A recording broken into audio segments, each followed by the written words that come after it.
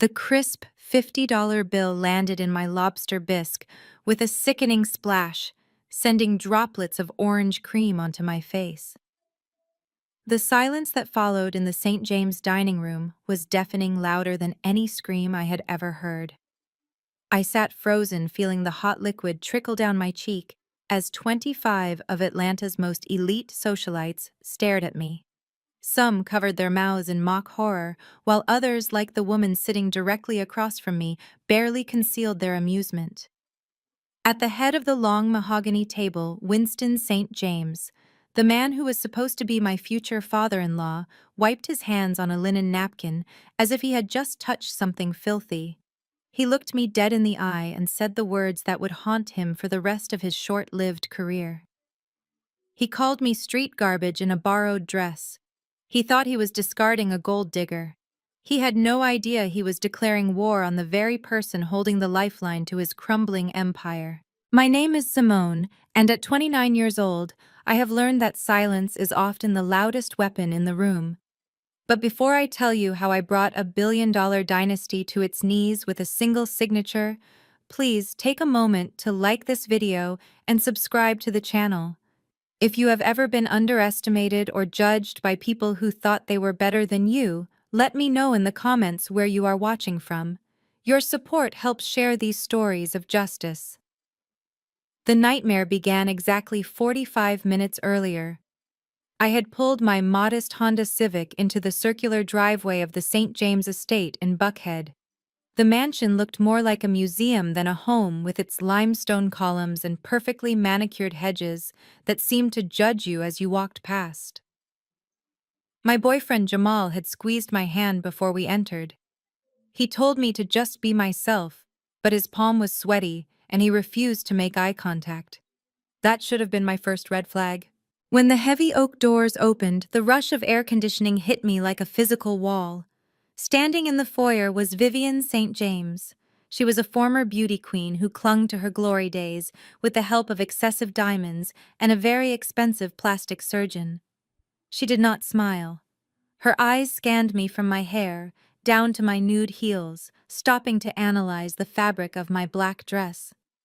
"Delivery is around the back, dear," she said, turning away before I could even speak. I felt my face burn. Jamal quickly stepped in, muttering that I was his girlfriend, not the caterer. Vivian turned back slowly, her eyebrows raised in feigned surprise. "Oh, I see," she said, her voice dripping with artificial sweetness.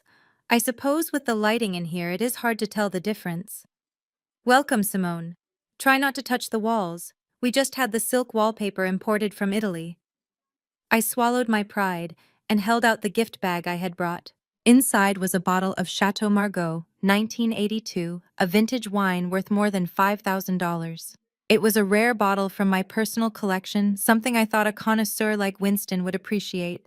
But the bottle was old, and the label was slightly stained from decades of cellar aging. Winston St. James walked into the foyer at that moment. He was a large man who took up space not just physically but energetically. He glanced at the bag in my hand and wrinkled his nose. "What is this?" he asked, taking the bag with 2 fingers. I started to explain the vintage, but he cut me off. He pulled the bottle out, inspecting the dust on the glass. He let out a short, harsh laugh. "Did you find this in a dumpster on your way here, or did you buy it at a gas station? We do not drink vinegar in this house." He handed the bottle to a passing server, without even looking at him. "Throw this out, and wash your hands afterward." I wanted to scream. I wanted to tell him that bottle cost more than the suit he was wearing. But I stayed silent. I looked at Jamal, waiting for him to defend me, to tell his father that I was a woman of taste.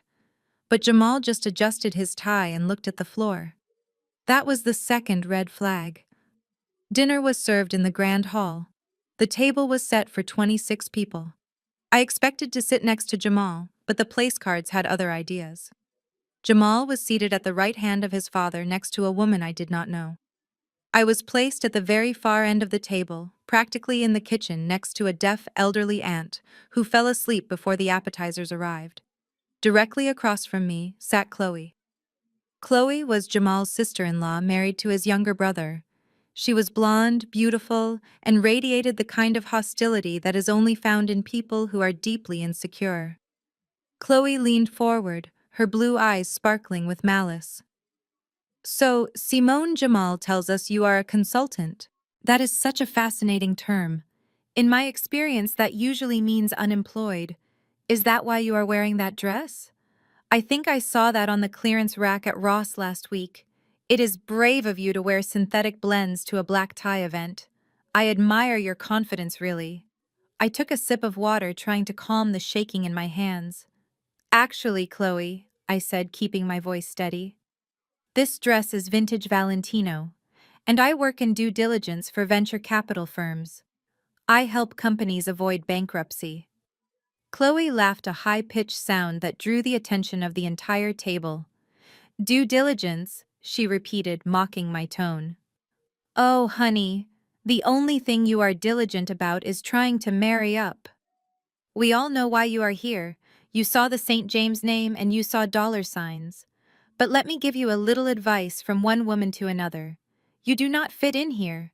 You are like a paper plate in a cabinet of fine china. That was when Winston tapped his spoon against his crystal glass, silencing the room. He stood up, his face flushed with anger, and perhaps too much scotch. He looked down the long table directly at me. His eyes were cold, devoid of any human warmth. Stop pretending, Chloe, he boomed. We all know what she is. I had my private investigators run a background check on you, Simone. Or should I say Simone from the South Side? No father. Mother was a seamstress. You went to state school on financial aid. You have lived in rented apartments your whole life. And now you think you can sit at my table and drink my wine and seduce my son. The room was so quiet I could hear the hum of the refrigerator in the kitchen. Winston reached into his jacket pocket and pulled out a thick wad of cash. He did not count it. He just grabbed a handful of $50 bills. Jamal needs a wife who brings assets to this family, not liabilities. He shouted, his voice echoing off the vaulted ceiling. He is marrying the governor's daughter next spring. That is a merger. You are a mistake. He threw the money. I watched in slow motion as the bills fluttered through the air. Some landed on the pristine white tablecloth, some landed on the floor, and one landed right in my soup, splashing me. Take that for cab fare and get out, Winston sneered. Go back to the gutter where you belong. You are nothing but street garbage. For a moment, I could not breathe.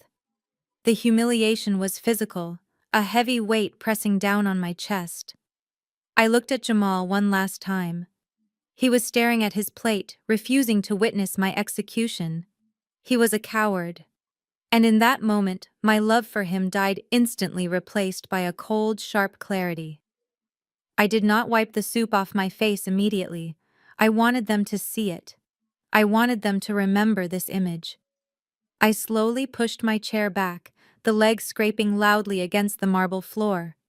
I stood up to my full height. I did not reach for the money. I did not cry. I picked up the $50 bill from my bowl, shook the liquid off it, and dropped it onto the floor. I checked my watch. It was 8:15 in the evening. Winston, I said, my voice surprisingly calm, carrying across the silent room.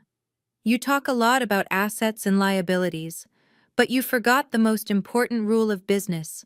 Never insult the auditor. I turned around and walked toward the door, my heels clicking rhythmically like the ticking of a clock counting down. As I reached the archway, I paused and looked back at the table of frozen faces. You just made a billion-dollar mistake, I whispered, and unlike you, I always keep my receipts. I walked out into the cool night air, leaving the St. James dynasty to rot in their own arrogance. The war had begun. The heavy oak door slammed shut behind me, but it could not block out the sound of my own heart pounding in my ears. The night air in Atlanta was humid and thick, sticking to my skin like a second layer of shame. I marched toward my Honda Civic, which looked pathetically small, parked next to the fleet of luxury SUVs and sports cars that belonged to the St. James family. My hands were shaking so badly I dropped my keys on the gravel driveway. As I bent down to pick them up, I heard the front door open again. For a split second, a foolish, hopeful part of my heart leaped. I thought maybe Jamal had stood up. I thought maybe he had told his father that he loved me and that he was coming with me. I stood up and turned around, expecting to see a hero. Instead, I saw a coward. Jamal was jogging toward me, but his body language was all wrong. He was not rushing to comfort me. He looked annoyed. He looked like a man who had just been inconvenienced, not a man whose girlfriend had just been verbally assaulted by his father. He stopped a few feet away from me, loosening his silk tie, as if the very air around us was choking him. "Simone, wait," he huffed out of breath. "You cannot just leave like that. Do you have any idea what you just did in there?" I stared at him, blinking back the hot tears that were threatening to spill. What I did. Jamal, your father, just called me street garbage. He threw money at me like I was some cheap entertainment. And you sat there. You sat there and ate your soup. Jamal ran a hand over his face, exasperated. He is under a lot of pressure, Simone. The merger with the Atlas Fund is stalling, and he is stressed. You know how he gets when he drinks scotch? You should have just taken the high road. You should have laughed it off. But no, you had to make a scene with that comment about receipts. You embarrassed me in front of the governor's chief of staff. I felt a coldness spread through my chest that had nothing to do with the weather. It was the icy realization that the man I had spent 6 months with was a stranger. I embarrassed you, I repeated, my voice dropping to a dangerous whisper. He humiliated me, Jamal. He treated me like I was less than human. And you are worried about your reputation. Jamal took a step closer, invading my personal space. His eyes were frantic. Look, you do not understand how this works. The St. James name is everything. Without it, I am nothing. Dad threatened to cut me off this morning. He said if I did not secure this marriage with the governor's daughter, he would cancel my black card and freeze my trust fund. The truth finally spilled out like garbage from a tipped can. I looked at him with pure disgust. So that is what this is about. Your credit card limit. You were never going to introduce me as your serious girlfriend, were you? I was just a rebellion. A way to make Daddy mad until you had to fall back in line. Jamal scoffed, rolling his eyes. Grow up, Simone. We had fun, okay? You are great. But be realistic. You rent a one-bedroom apartment in Midtown. My monthly car insurance costs more than your rent. I need this lifestyle. I have debts, Simone. Gambling debts that you do not know about. If I do not marry into political power and get my access to the family accounts restored, I am dead in the water. I cannot live on a consultant's salary. He reached out and grabbed my arm, his grip painful and desperate. Now you are going to turn around. You are going to walk back into that dining room, and you are going to apologize to my father. You will tell him you were emotional and that you know your place. If you do that, maybe he will let me keep seeing you on the side. The suggestion hung in the air, gross and insulting. He wanted me to be his mistress while he married for money. He wanted me to bow down to the man who spat on me just so he could keep his luxury car. I yanked my arm back, but his grip tightened. Let go of me, Jamal, I warned him. No, he shouted, his face twisting into something ugly. You are not ruining this for me. You are going to fix this. Give me your keys. You are not leaving until you apologize. He lunged for my other hand, trying to snatch the car keys from my fingers. At that moment, he was not the charming man who had taken me to jazz clubs. He was just another entitled man who thought he could use force to get his way. But Jamal made a critical mistake. He judged me by my dress and my silence. He forgot that a woman who walks alone in the city learns how to protect herself. As his hand closed over the keys, instinct took over. I did not panic. I stepped into his space, not away from it. I grabbed his wrist with my free hand, finding the pressure point just below the thumb. With a sharp exhale, I twisted his arm behind his back, leveraging his own momentum against him. Jamal yelped in pain, and his knees buckled. I drove him down toward the gravel until he was kneeling in the dirt at my feet. The expensive fabric of his suit pants tore against the stones. Ow, Simone, stop, you are breaking my arm, he shrieked. I leaned down close to his ear. My voice was steady, devoid of any fear. I am not the one who is broken, Jamal. You are a weak, pathetic little man. You think money makes you powerful. But without your father's checkbook, you are nothing. Do not ever touch me again. I released him and shoved him forward. He sprawled onto the driveway, coughing and clutching his wrist. He looked up at me with wide, terrified eyes as if seeing me for the first time. You are crazy, he sputtered. No, Jamal, I said, opening my car door. I am just out of your league. I slammed the door shut and locked it immediately. Jamal scrambled to his feet, banging on the window, shouting something I could not hear, but I did not look back. I started the engine and reversed out of the driveway, my headlights sweeping over him one last time, leaving him in the dust where he belonged. As I turned onto the main road leading away from the Buckhead estate, the tears finally stopped. The sadness evaporated, replaced by a burning, white-hot anger. I reached into my purse and pulled out my phone. It was a secure line, one that bypassed the standard networks. I dialed a number I had not used in months. It rang once. Yes, Miss Williams, a professional voice answered. I stared at the road ahead, my eyes narrowing as the skyline of Atlanta came into view. It is Simone, I said. Wake up the legal team. I want you to activate the St. James file. There was a brief pause on the other end. The St. James file, ma'am.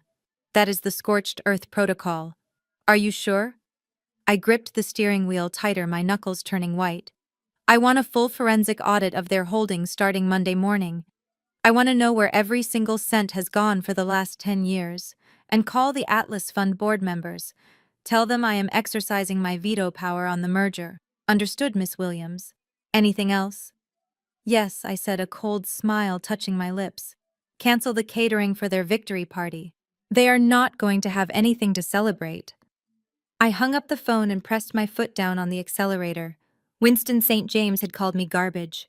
He had no idea that he had just handed the keys to his destruction to the only person who knew exactly where the bodies were buried.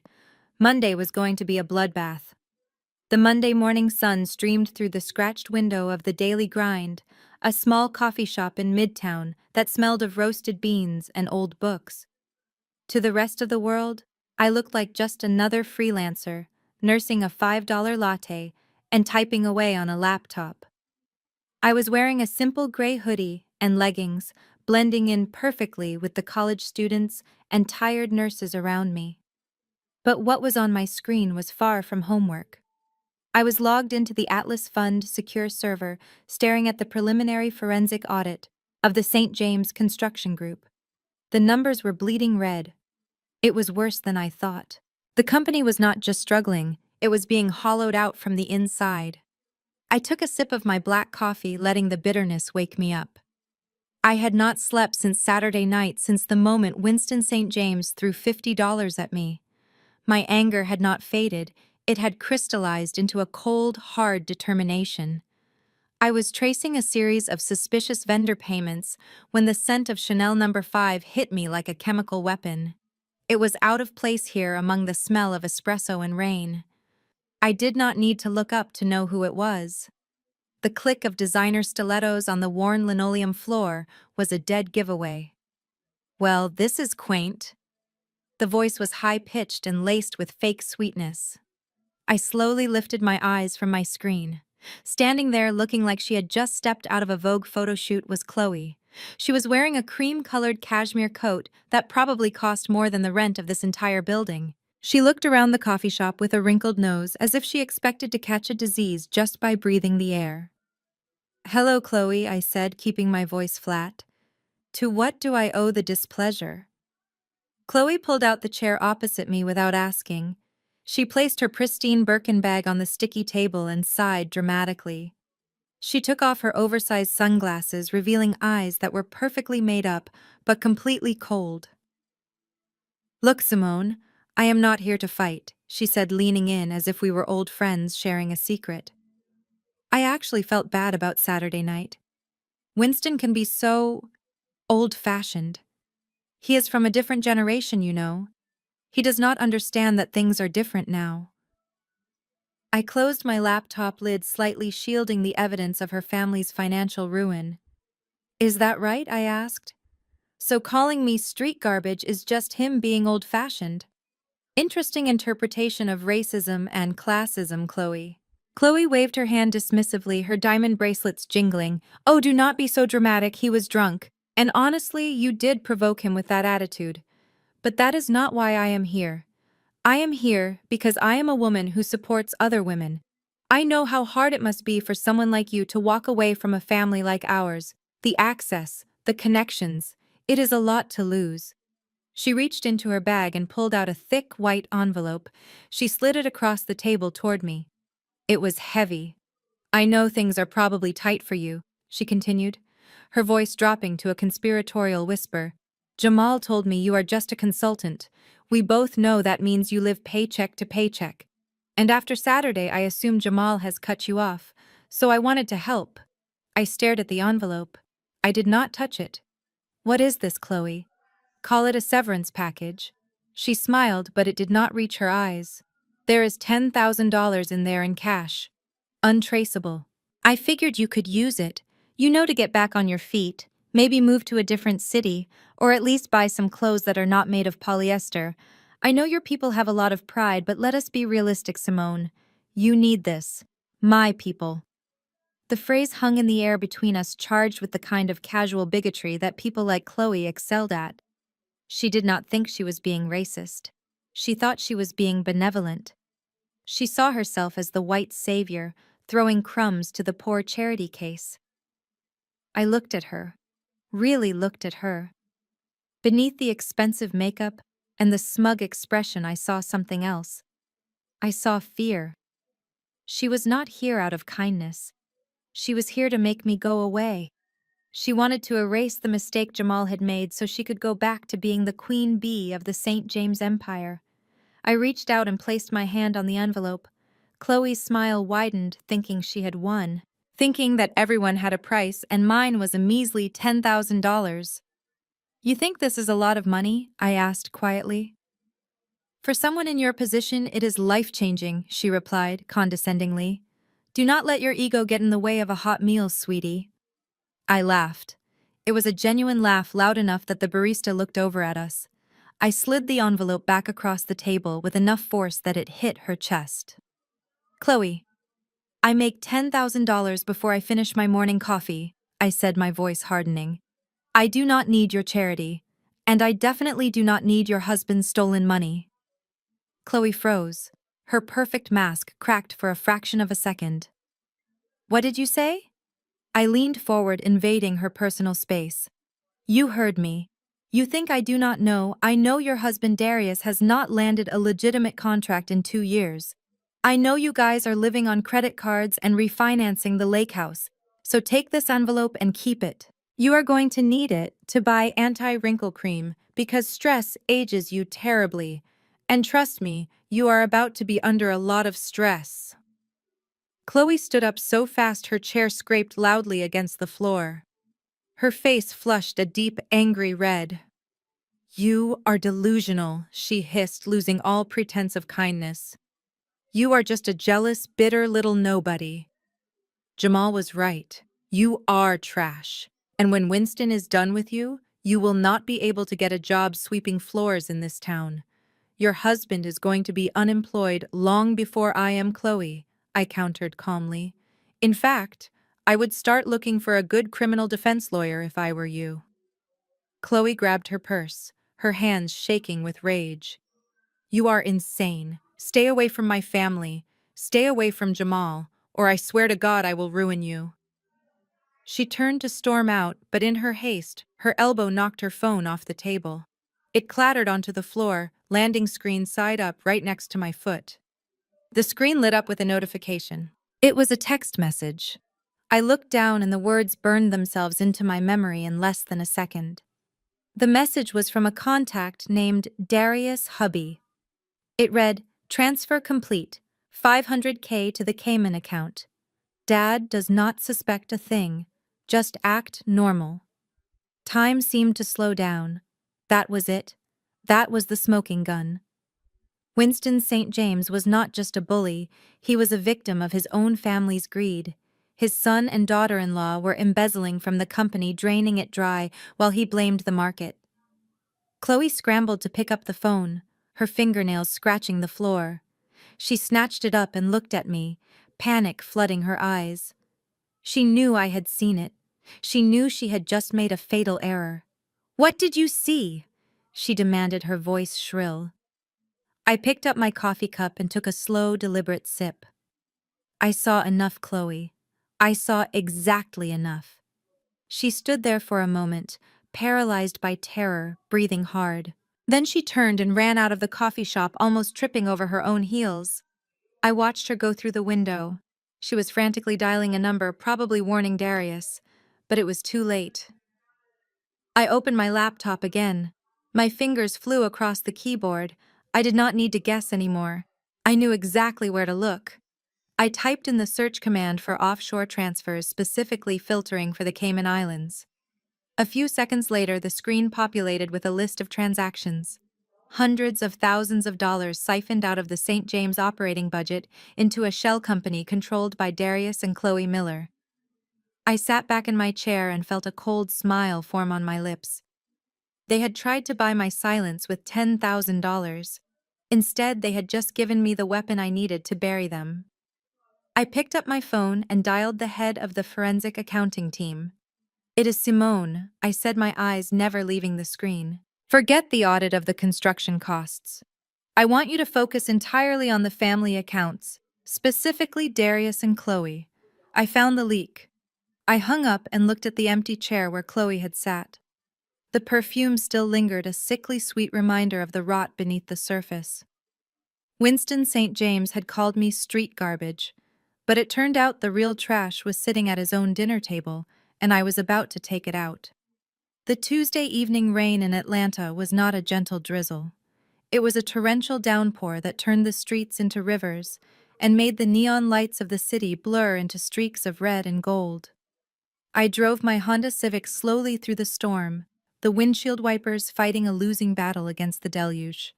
I was exhausted. After spending 12 hours analyzing the St. James financial records, I just wanted to go home to my small apartment, take a hot shower, and sleep. But as I turned the corner onto my street, my heart stopped cold in my chest. My apartment building was a modest brick structure in Midtown. Nothing fancy, but it was safe, and it was mine. Or at least it had been. Standing on the sidewalk in the pouring rain were 3 large cardboard boxes. They were soggy and starting to collapse under the weight of the water. Beside them lay a pile of clothes, a familiar blue sweater soaking in a muddy puddle, and a stack of books with their pages fluttering in the wind. I slammed on the brakes and jumped out of the car, not caring about the rain soaking my hair and clothes instantly. I ran to the curb. It was my life scattered on the concrete like trash. My college diploma was in a broken frame face down in the dirt. The quilt my grandmother stitched for me was heavy with water, ruined beyond repair. Mr. Henderson, my landlord, was standing under the awning of the building entrance. He was a kind older man who had always fixed my leaky faucets and asked about my day. But tonight he would not look me in the eye. He was wringing his hands together, looking terrified. "I am so sorry, Simone," he stammered, his voice barely audible over the thunder. "I did not want to do this. You have been a perfect tenant, but they gave me no choice." I stared at him, water dripping from my eyelashes. "Who gave you no choice, Mr. Henderson? It is illegal to evict someone without notice, especially at night in a storm." He looked around nervously, as if he expected to be watched. "A man came here today, a lawyer from St. James Holdings. He told me that if you were not out by sunset, he would have the city inspectors shut down my entire building. He said he would find code violations that would bankrupt me. He said he would sue me until I lost my home too." I felt a surge of rage so hot it almost dried the rain on my skin. Winston St. James. He was not satisfied with humiliating me at dinner. He wanted to erase me. He wanted to show me that he could reach into my life and crush it whenever he pleased. He was trying to break my spirit to make me desperate enough to come crawling back for that $10,000 Chloe had offered. I have grandchildren, Simone, Mr. Henderson said, tears mixing with the rain on his face. I could not risk it. Please forgive me. I looked at the old man. I could see the fear in his eyes. Winston was a predator, and Mr. Henderson was just prey. I could not blame him for being afraid of a monster. It is okay, Mr. Henderson, I said quietly. I understand. You do not have to worry. I will not cause you any trouble. I did not try to save everything. The cheap furniture, the kitchenware, the things that defined my life as a struggle, I left them there. I grabbed the waterproof case containing my laptop and my hard drives. I grabbed the few clothes that were still dry inside the plastic bins. I threw them into the trunk of my car. I stood there for one last moment looking at the ruins of my modest life. Winston thought he was making me homeless. He thought he was sending me to a shelter. He had no idea that he was actually setting me free. I got back into my car and locked the doors. The interior felt cold and damp, but my mind was crystal clear. I drove away from the apartment complex, leaving the past in the rearview mirror.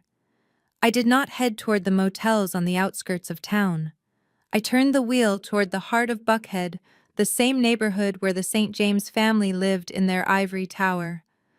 I drove straight to the Four Seasons Hotel. The valet looked skeptical as I pulled my battered Honda up to the gleaming entrance. I stepped out looking like a drowned rat, my hair plastered to my skull, my clothes clinging to me. He started to step forward, probably to tell me that deliveries were around the back just like Vivian had done. But before he could speak, the glass doors slid open and the general manager, Marcus, stepped out. He was a man who memorized the faces of his most important guests, and he recognized me instantly, despite the lack of designer clothes. Ms. Williams, Marcus said, ignoring the rain and rushing to hold an umbrella over my head. Good evening. We were not expecting you, but we are always honored by your presence. The valet's jaw dropped. I handed him my keys. Keep it close, I said, and please dry the seats. Marcus escorted me through the lobby. The golden light, the smell of fresh lilies, and the soft piano music were a stark contrast to the cold street I had just left. People turned to stare at the wet woman walking with the manager, but I did not care. I walked with my head high. I need a room for the indefinite future, Marcus, I said as we reached the private elevator. Of course, Ms. Williams, Marcus replied, pressing his thumb against the biometric scanner. The owner's penthouse is unoccupied. We keep it reserved for shareholders like yourself. I will have housekeeping bring up some dry clothes from the boutique immediately. And I assume you would like a bottle of the 1982 Margot. Make it 2 bottles, I said, as the elevator doors closed, shutting out the world. 20 minutes later, I was standing in the center of a 3,000-square-foot penthouse that overlooked the entire city of Atlanta. The storm was still raging outside, but up here it was just a beautiful light show. I was wrapped in a plush white robe, holding a glass of wine that cost more than my monthly rent at the old apartment. Winston St. James thought he had thrown me onto the street. He did not know that I owned the street. I sat down on the velvet sofa and opened my phone. I had missed several calls from unknown numbers. There was a new email in my inbox marked urgent. It was from the legal firm representing the St. James family. The subject line read, "Notice of civil action regarding romantic fraud." I let out a dry, humorless laugh. I opened the email. It was a cease and desist letter combined with a demand for the return of assets. It accused me of misrepresenting my financial status to solicit gifts and hospitality from Jamal St. James. It listed the items they wanted returned. A bracelet from Tiffany's that was silver, not gold. A designer handbag that I knew was a knockoff Jamal bought in Chinatown, and they wanted reimbursement for all the dinners we had eaten together. The letter ended with a threat. If these assets are not returned within 24 hours, and if you do not sign a non-disclosure agreement regarding the private matters of the St. James family, we will proceed with a lawsuit for fraud and emotional distress. Winston was trying to bully me with the law. He thought I was a poor girl who would be terrified of a court battle. He thought I could not afford a lawyer. He thought this letter would make me disappear.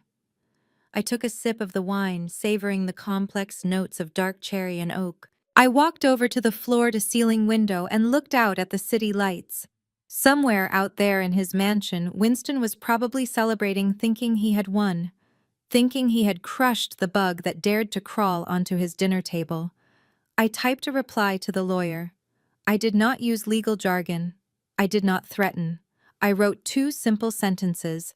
I received your list of cheap trinkets, and I will return them in person at the gala on Friday. But make sure your client brings his checkbook because I am going to cash in a debt that he cannot afford to pay. I hit send and threw the phone onto the cushion. You want to play the law, Winston, I whispered to the empty room. Let us play. But you should know that in this game I am not the defendant. I am the judge, the jury, and the executioner. And the sentence is going to be total annihilation. The glass walls of my corner office on the 45th floor of the Atlas Fund building offered a panoramic view of Atlanta sleeping beneath a blanket of rain. It was 3 in the morning. Most people in my position would be asleep, especially after being evicted and humiliated, but adrenaline is a powerful stimulant. I sat in my ergonomic chair surrounded by 3 high-definition monitors glowing with the lifeblood of the St. James Empire.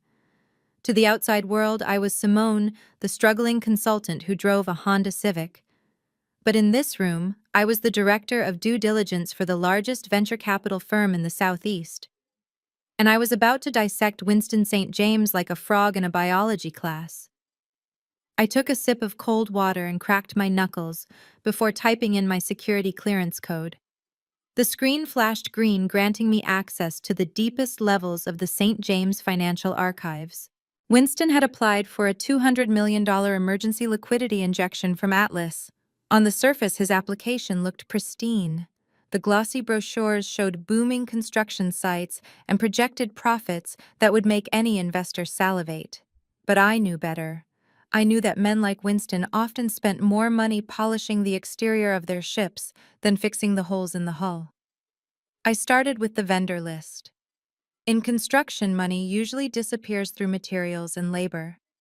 I ran a cross-reference algorithm searching for duplicate addresses and recurring payments under $10,000, which is the threshold for automatic banking alerts. The system hummed for a moment, processing terabytes of data before pinging with a red alert. There it was. A company called Apex Supply Solutions, based in a warehouse district in Savannah. Over the last 3 years, St. James Construction had paid Apex Supply over $4 million for high-grade lumber and steel beams. It seemed legitimate on paper. But when I pulled up the shipping manifests, I noticed something strange. The weight of the shipments was listed as 0. Millions of dollars of steel that weighed nothing. I dug deeper. I traced the ownership of Apex Supply Solutions. It was hidden behind a series of LLCs registered in Delaware meant to obscure the true beneficiary. But I had software designed to pierce the corporate veil. Layer by layer, I peeled back the deception. The registered agent for the company was a lawyer I recognized. He was the same man who had handled the prenuptial agreement for Jamal's younger brother Darius. And the primary signatory on the bank account for Apex Supply was not a lumber tycoon. It was C. Miller, Chloe Miller. I sat back in my chair, stunned by the audacity of it. Chloe, the woman who had sneered at my dress and offered me $10,000 of pity money, was running a massive embezzlement scheme right under Winston's nose. She and her husband Darius were not just living beyond their means, they were actively cannibalizing the family business. They had set up fake vendor accounts invoicing the company for materials that never existed and funneling the cash into their private accounts to fund their vacations, designer bags, and that brand new Porsche Darius was driving. The irony was suffocating. Winston St. James prided himself on his intuition. He claimed he could smell a bad deal a mile away. He had looked at me, a woman who had worked her way up from nothing, and saw a thief. Yet he looked at Chloe, a woman with the right skin color and the right pedigree, and saw perfection. He was so blinded by his own prejudice that he never thought to check the pockets of the people sitting at his own dinner table. He trusted her because she looked the part. He despised me because I did not. That racism was not just a character flaw, it was a business liability that was costing him millions. I continued to follow the money. It did not stop at Apex Supply. There were consulting fees paid to non-existent firms in the Cayman Islands. There were landscape maintenance charges for properties that St. James Construction had sold 5 years ago. Darius and Chloe were not just skimming off the top, they were drilling holes in the bottom of the boat. The St. James Empire was not a fortress, it was a hollow shell held together by debt and lies. If Atlas Fund gave them that $200 million, it would disappear into Chloe's offshore accounts within a month, leaving us with nothing but bad debt. My office phone buzzed, cutting through the silence. I glanced at the caller ID. It was Jonathan, the CEO of Atlas Fund, and my direct superior. He rarely called this early unless the building was on fire. I picked up the handset. "Good morning, Jonathan." "Simone." "I apologize for the hour," Jonathan said, his voice tight with stress. "But we have a situation in the lobby." I frowned, checking the security feed on my second monitor. "In the lobby. It is 3:30 in the morning." "I know," Jonathan sighed. "It is Winston St. James. He is down there with his lawyers. He is practically hysterical, Simone. He says the bank is threatening to freeze his payroll accounts by Friday. He is demanding to see someone senior. He says he will not leave until he gets a signature on the loan term sheet. He is making a scene, screaming about his friendship with the governor." A cold smile spread across my face. Desperation did not look good on Winston. He was realizing that his house of cards was shaking, and he was terrified. He needed this money not for expansion but for survival. He needed it to cover the holes Chloe and Darius had dug before the auditors found them. "Tell him to go home, Jonathan," I said, calmly leaning back in my leather chair. "Tell him that Atlas Fund does not conduct business with desperate men in hotel lobbies in the middle of the night. But Simone, he is threatening to take the deal to our competitors," Jonathan warned. "If we lose this account, we will not lose it." I interrupted, my voice sharp with authority. "Because there is no deal, Jonathan. The company is toxic. I am looking at their books right now, and they are insolvent. If we sign that check, we might as well set the money on fire." There was silence on the other end of the line. Then Jonathan spoke again, his tone shifting from anxious to respectful. "You found something, didn't you?" "I found everything," I confirmed. "But we are not going to reject him over the phone. That would be too easy. We need to do this publicly. We need to make an example of what happens when you try to defraud Atlas Fund." "So what is the play?" Jonathan asked. "Tell Winston that the board has reviewed his application," I said, spinning a pen between my fingers. "Tell him that we are very interested, but we have a few final questions regarding compliance. Tell him we will sign the papers at the gala on Friday night, in front of the press, in front of the governor, in front of everyone he tried to impress." "You want to do it at the gala?" Jonathan asked, hesitation creeping into his voice. "That is brutal, Simone. That is his turf." "Exactly," I replied, standing up and walking to the window, looking down at the city that Winston thought he owned. "He loves an audience, Jonathan. He loves to show off his power. So let us give him the biggest audience of his life. Tell him the director of due diligence will meet him there personally to finalize the transaction. Do not tell him my name," I added quickly. "Just tell him that the person holding the checkbook is coming to save him." "Understood, Simone," Jonathan said. "I will send him home. I will set the meeting for Friday at 8. I hung up the phone and looked at my reflection in the dark glass. I looked tired, but my eyes were burning with a fire that would not be extinguished. Winston St. James was going to spend the next 3 days thinking he had won. He would tell his friends. He would probably buy another bottle of scotch to celebrate. He would smirk at Jamal and tell him that this was why they needed to keep people like me away from their family. He had no idea that he was walking into a slaughter. He was coming to the gala expecting a lifeline. Instead, he was going to find a noose, and I would be the one to kick the chair out from under him. Friday could not come fast enough. The Wednesday afternoon sun reflected off the polished marble floors of Maison de l'Amour, the most exclusive fashion boutique in Atlanta. The air inside smelled of white orchids and expensive leather. It was a place where price tags did not exist, because if you had to ask, you clearly could not afford it. I was not there to browse. I was there to find armor. For the gala on Friday night, I needed a dress that would not just turn heads but would stop hearts.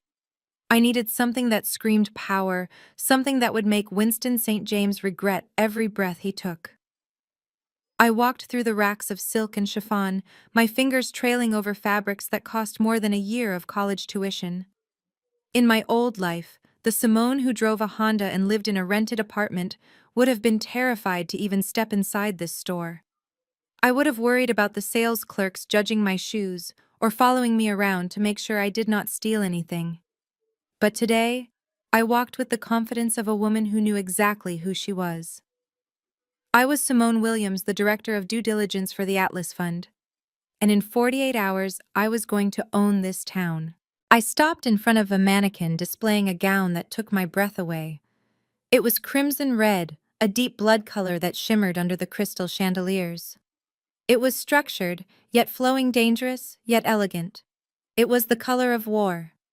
I reached out to touch the fabric, visualizing how it would look when I walked into the ballroom to deliver the death blow to the St. James Empire. Suddenly, the peaceful atmosphere was shattered by a shrill voice that made my skin crawl. "Oh my God, Mom, look at this one! It is perfect for Vanessa. It screams governor's daughter." My hand froze on the red silk. I did not need to turn around to know who it was. The high-pitched nasal tone belonged to Chloe. And the heavy footsteps following her could only be Vivian. Fate, it seemed, had a twisted sense of humor. Of all the boutiques in Atlanta, they had walked into this one. I considered leaving. I considered slipping out the back to avoid a scene. But then I remembered the rain. I remembered my belongings thrown on the sidewalk. I remembered the name-calling. I was done running. I stayed where I was, my back to them, my hand still resting on the dress. "I do not know, Chloe." Vivian's voice boomed, echoing off the walls. "Vanessa needs something white or cream. She needs to look pure. Jamal needs a bride who looks like an angel, not a temptress. We need to remind everyone that the St. James family stands for traditional values." I felt a bitter laugh bubble up in my throat. Traditional values, like embezzlement and fraud. I turned around slowly just as Chloe spotted me. Her eyes went wide and her mouth dropped open. She looked like she had seen a ghost. "Mom," she gasped, grabbing Vivian's arm. "Look." Vivian turned, her face contorting into a mask of pure disgust the moment she saw me. She marched over her heels, clicking aggressively on the floor. "You," Vivian spat. "Are you following us? I knew you were obsessed with my son, but this is pathetic. Stalking us while we shop for his wedding dress. Do you have no shame?" I looked at her calmly. I did not flinch. "Hello, Vivian. Hello, Chloe. I am not following you. I am shopping, just like you." Vivian let out a sharp, cruel laugh that drew the attention of the two sales associates standing near the counter. "Shopping," she mocked. "In here. Simone, look around you. This is Maison de l'Amour. They do not sell second-hand clothes here. They do not accept food stamps. You are embarrassing yourself. Get out before I have security throw you out." She reached out and tried to slap my hand away from the red dress. "And take your dirty hands off that gown," she snapped. "That is silk. You will stain it." I did not move my hand. I gripped the fabric tighter, staring her down. "I am not leaving, Vivian," I said, my voice low and steady. "And I suggest you lower your voice. You are disturbing the peace." Chloe stepped forward, emboldened by her mother-in-law's aggression. "Who do you think you are talking to?" Chloe hissed. "We are the St. James family. We are VIPs in this city. You are just a piece of trash my husband's brother forgot to take out. If you do not leave right now, I am calling the police. I will tell them you are harassing us. I will tell them you threatened me. Do it!" I challenged them. "Call the police. I would love for them to see the footage of you assaulting a customer. Vivian's face turned a deep shade of purple. She was not used to being defied. She turned to the sales associates, snapping her fingers at them, as if they were dogs. You there, manager. Get over here right now. A tall, elegant man in a sharp black suit emerged from the back office. It was Julian, the boutique manager. He was a man of impeccable taste and even higher standards. He adjusted his glasses and walked toward us, his expression unreadable. Vivian smiled triumphantly, crossing her arms over her chest. Finally, she said, "Sir, I am Vivian St. James. My family spends a fortune in this city. This person here, this woman is bothering us. She is a stalker, and she clearly cannot afford to be in your establishment. She is touching the merchandise with her filthy hands. I demand that you escort her out immediately, or I will make sure none of my friends ever shop here again." Chloe nodded vigorously, playing the victim. "She threatened me. She lied. She is dangerous. Please remove her." Julian stopped in front of us. He looked at Vivian, then at Chloe, and finally his gaze landed on me. The silence stretched out for 5 agonizing seconds. Vivian was tapping her foot, waiting for him to grab my arm and drag me to the curb. Instead, Julian turned his back on them completely. He bowed his head slightly toward me, a gesture of deep respect. "Ms. Williams," Julian said, his voice warm and welcoming. "I apologize for the delay. I was just in the back confirming the arrival of the shipment you requested." Vivian's jaw dropped. Chloe made a choking sound. "Ms. Williams?" Vivian stammered, confused. "Wait, do you know who she is?" "She is a nobody. She is my son's ex-girlfriend who lives in a rental." Julian raised a hand, cutting her off mid-sentence. He did not even look at her. His focus remained entirely on me. "Ms. Williams, we have just received the exclusive Paris runway collection. The designer sent it over specifically for you, knowing you would be attending the gala this Friday. We have prepared the private VIP suite for you with champagne and truffles.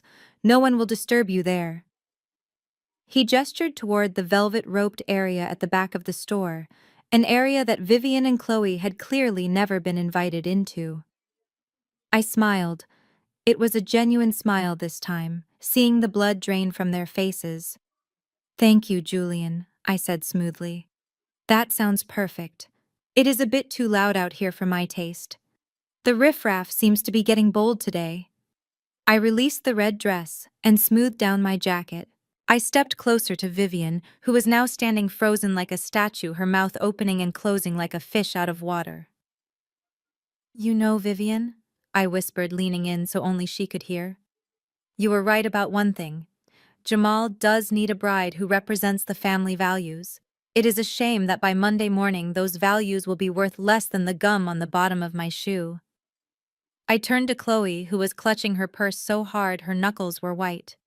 "And Chloe," I said, my eyes cold, "that cream dress you liked, you should buy it. It will look great for your mugshot. White really makes the handcuffs pop." I turned on my heel and followed Julian toward the VIP suite. "Wait!" Vivian screeched behind me, her voice cracking. "Who is she? Why are you treating her like royalty? Do you know how much money my husband has?" I heard Julian pause and address them one last time, his voice dripping with professional disdain. "Madam Ms. Williams is not just a customer. She is one of our top-tier shareholders. Now, if you cannot lower your voices, I will have to ask you to leave. We have a strict policy against harassment." I walked through the velvet curtains and sat down on the plush sofa in the private suite. A server immediately poured me a glass of golden champagne. I could still hear the faint sounds of Vivian and Chloe arguing with the staff outside, but they sounded small, distant, and irrelevant. I took a sip of the champagne. It tasted like victory. I looked at the rack of dresses Julian had prepared for me. They were exquisite, but my mind was not on the clothes. It was on the look in Vivian's eyes, that look of total confusion and fear. She was starting to realize that the ground was shifting beneath her feet. She just did not know that I was the earthquake, and the big tremor was still to come. The heavy velvet curtains of the VIP suite swooshed shut behind me instantly, cutting off the shrill noise of Vivian and Chloe outside. The silence in the private dressing room was heavy and luxurious, smelling of expensive perfume and fresh lilies. I stood alone in front of a three-way mirror that stretched from the floor to the gilded ceiling. My reflection stared back at me. For a moment I saw the girl who had been humiliated at the dinner table, the girl in the clearance rack dress. But then I looked at the garment hanging on the gold rack beside me, and I knew that girl was gone forever. The dress was a masterpiece of crimson silk. It was not just red, it was the color of fresh blood. It was the color of a warning sign. It was the color of revenge. I ran my fingers over the cool fabric, feeling the weight of the craftsmanship. Julian, the manager, had not lied. This was from the Paris runway collection, a one-of-a-kind piece designed for a woman who commanded rooms, not for a woman who served in them. I slipped out of my street clothes and stepped into the gown. It fit as if the designer had my measurements memorized. The silk hugged my curves like a second skin, plunging daringly in the back, but remaining elegant and structured in the front. I zipped it up and turned to the mirror. The transformation was absolute. I did not look like a consultant. I did not look like a victim. I looked like the CEO of a company that was about to acquire the world. I looked dangerous. As I adjusted the straps, I heard voices drifting through the curtain. Vivian and Chloe were still out there, refusing to leave, unable to accept that I had been granted access to a sanctuary they were denied. "She is probably sleeping with him." Chloe's voice leaked through the velvet, dripping with jealousy. "That is the only explanation, Mom. Look at her. She cannot afford a button in this store. She probably seduced the manager to get a few minutes of feeling special. It is sad, really." I paused, my hand resting on the cool glass of the champagne flute. Their pettiness was almost impressive. They could not conceive of a world where a woman like me could have power on her own merit. In their minds, my value had to be tied to a man either through marriage or through sex. Vivian huffed loud enough for me to hear. "You are right, darling. It is the only logical answer. Julian always did have low standards. We should report him to corporate. Allowing street trash into the VIP suite devalues the brand. I feel dirty just being in the same building as her." I took a slow sip of the golden champagne, letting the bubbles fizz against my tongue. I could have stayed in there, hiding in luxury, waiting for them to leave. But that was the old Simone. The new Simone wanted them to see. I wanted them to witness the threat before it consumed them. I set the glass down. I checked my reflection one last time. Shoulders back, chin up, eyes cold. I reached out and swept the velvet curtains open with a dramatic flourish. The sound of their gossiping died instantly. Vivian and Chloe were standing near the accessory counter, pretending to look at scarves, but their eyes snapped to me the moment I emerged. The boutique fell silent. Even the other customers stopped to look. The dress caught the light of the crystal chandeliers, shimmering like liquid fire. I walked toward the main counter, my stride long and confident, the silk train flowing behind me like a river of blood. I did not look at the floor. I looked straight ahead, right at the two women who had tried to break me. Chloe's mouth actually fell open. She dropped the silk scarf she was holding. For a second she forgot to be hateful and just stared in pure envy. The dress was better than anything she had ever worn. It made her look like a child playing dress-up in her mother's clothes. Vivian recovered first. Her face twisted into a sneer, but I could see the uncertainty flickering in her eyes. She was trying to reconcile the image of the poor girl she had evicted with the vision of power standing before her. "Well," she said, her voice shrill and shaky, "I hope you enjoyed playing Princess Simone.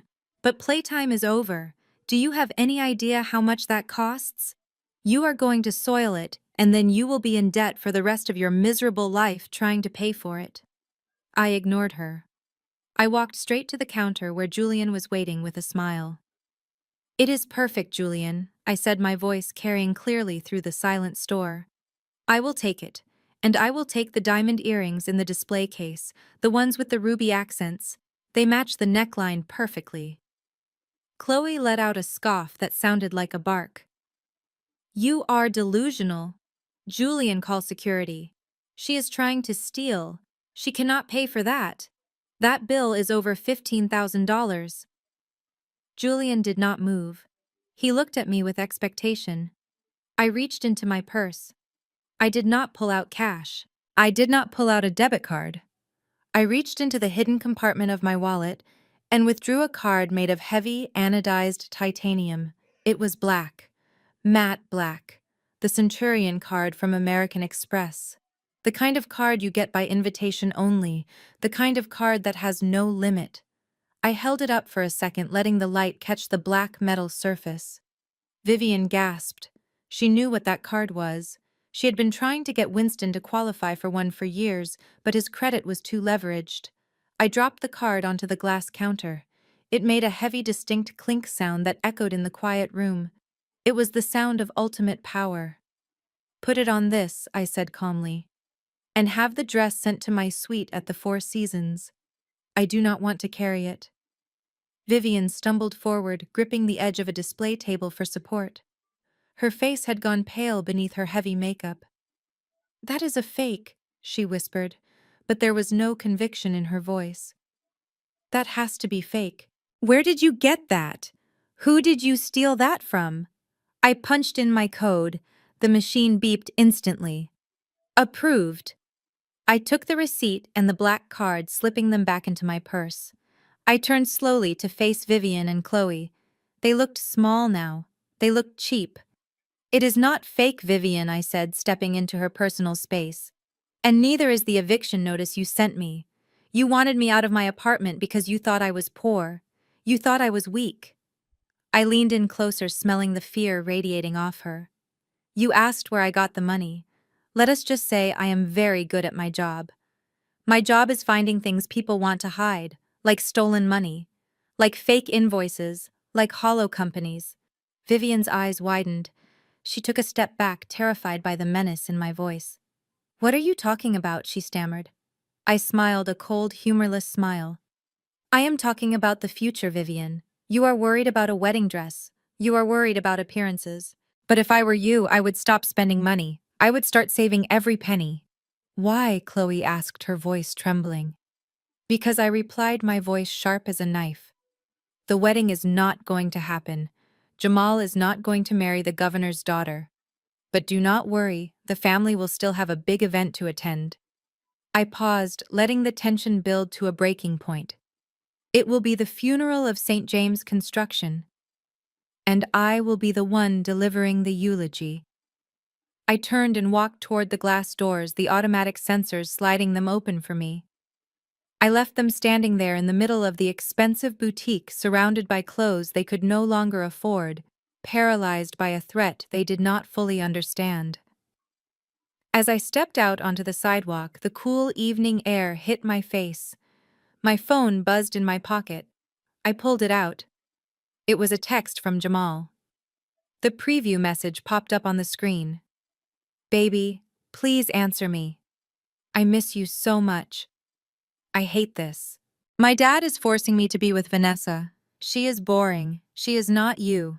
Can we meet tonight? I need to see you. I can get away for an hour. I stared at the screen. He was playing both sides. He wanted his rich wife for the money, and he wanted me for his ego. He thought he could keep me on the side, hidden in the shadows, while he played the dutiful son in public. He thought I was still the girl who would wait for him in the car. I typed a reply, my fingers moving fast. I did not agree to meet him in secret. I did not agree to be his side piece. I was done hiding. I typed, I understand, Jamal. We need to talk. But not tonight. Meet me at the gala on Friday. I will be there. I hit send. I pocketed the phone and hailed a taxi. The trap was set. Jamal thought I was coming to the gala to beg for him back. Winston thought I was gone for good. They were all walking blindly into the fire, and I had the match in my hand. Friday night was going to be explosive. Friday morning dawned over Atlanta with a deceptive brilliance. The sky was a piercing blue, and the air was crisp, perfect weather for a victory lap. Inside the St. James estate, the mood was electric. For the first time in months, the heavy cloud of impending bankruptcy had lifted, replaced by the manic energy of people who believe they have gotten away with murder. Winston St. James sat at the head of the breakfast table, looking like a king who had just conquered a new land. He was wearing his tuxedo shirt already, even though the gala was hours away. He raised a glass of mimosa to his family, his face flushed with triumph. To us, Winston bellowed his voice, rattling the crystal chandelier. To the St. James legacy. They said we were finished. They said the market had turned against us. But look at us now. The Atlas Fund is not just giving us a loan, they are giving us a war chest. $200 million by midnight. He took a long swig of the champagne and slammed the glass down. Vivian clapped her hands delightedly, her eyes sparkling at the thought of the shopping spree she could now justify. Chloe sat next to Darius, looking smug. She believed her secret was safe. She thought that with the influx of new capital, her embezzlement would be buried under a mountain of fresh cash. She did not know that I had already traced every single cent. Winston pointed a sausage-like finger at Chloe. And you, my dear, you have stuck by this family through the lean times. Once the ink is dry on that contract, I am buying you that villa in Tuscany you have been whining about. Consider it a thank you for being a loyal daughter-in-law. Chloe feigned surprise, pressing a hand to her chest. Oh, Winston, you are too generous. I only did what any family member would do. And Jamal Winston continued, turning to his son. I know you have been eyeing that new Aston Martin. Go order it tomorrow. You need a car that fits your station, especially now that you are marrying Vanessa. We need to look the part of American royalty. Jamal smiled, but it was weak. He was the only one at the table who seemed to have a shadow of doubt in his eyes. He was looking at his phone, probably waiting for a text from me that would never come. He was trapped between the allure of the sports car and the terrifying memory of me in the boutique. But greed is a powerful anesthetic, and as Winston listed off the luxuries they would soon enjoy, Jamal simply nodded and drank his juice. He chose the comforting lie over the difficult truth. While they were dividing up money they did not yet have. I was sitting in a conference room 10 miles away, surrounded by a very different kind of atmosphere. The war room at the Atlas Fund was silent except for the hum of hard drives and the rustling of paper. The air was cold-conditioned to protect the servers and keep the minds sharp. Sitting around the long glass table were 5 of the best forensic accountants in the country and 3 senior litigators. They were my army, and we were ready for battle. David, the lead accountant, slid a thick binder across the table toward me. It landed with a heavy thud. It is worse than we thought, Simone, David said, rubbing his tired eyes. We knew about the embezzlement from Chloe and Darius. That is about $4 million. But Winston is the real problem. He has been cooking the books for 5 years. He has inflated the value of his real estate holdings by 300%. He is claiming assets that do not exist. He is claiming to own land that he sold back in 2018. I opened the binder, scanning the columns of numbers. It was a roadmap of fraud. Winston had built a castle on a foundation of sand. He is Ponzi scheming his own company, I murmured. He is using new loans to pay off the interest on old loans. If we give him this money, it will be gone in 6 months. Exactly, David confirmed. But that is not the worst part. Turn to page 42. Look at the collateral documents for the loan application. I flipped the pages until I reached the section marked Security and Guarantees. To secure a loan of $200 million, the bank required significant collateral. Winston had put up the St. James estate and the entire family trust. I looked at the signature line on the deed of trust. There were 2 signatures required to leverage the family estate. One was Winston St. James. The other was the co-trustee. My eyes narrowed as I read the name written in elegant looping cursive. Eleanor St. James. Eleanor, I said, looking up at David. That is Jamal's mother. David nodded solemnly. Correct. And according to the death certificate we pulled from the state registry, Eleanor St. James passed away from ovarian cancer 5 years ago. I looked back at the document. The date next to her signature was from last Tuesday. A chill ran down my spine. This was not just financial fraud. This was moral bankruptcy. Winston St. James needed the loan so badly that he had forged his dead wife's signature to get it. He had used the ghost of the woman who built the empire with him to try and save his own skin. This changes everything, I said, my voice low and dangerous. Embezzlement is a white-collar crime. People get probation for that. But this is identity theft. This is grand larceny. This is forging legal documents. If we hand this to the district attorney, Winston is not just going to lose his company, he is going to die in federal prison. I ran my finger over the forged signature. I remembered Jamal talking about his mother once. He said she was the only person who ever truly loved him. He said she was the moral compass of the family, and now his father had desecrated her memory for money. I looked up at the team of lawyers. Their faces were grim. They knew what this meant. This was no longer a negotiation. This was an execution. Pack it up. I ordered, closing the binder. Make copies of everything. Specifically the death certificate and the loan application. I want them blown up. I want them ready to be projected on a screen. One of the lawyers cleared his throat. Ms. Williams, are we going to call the police now? We can have him arrested at his house.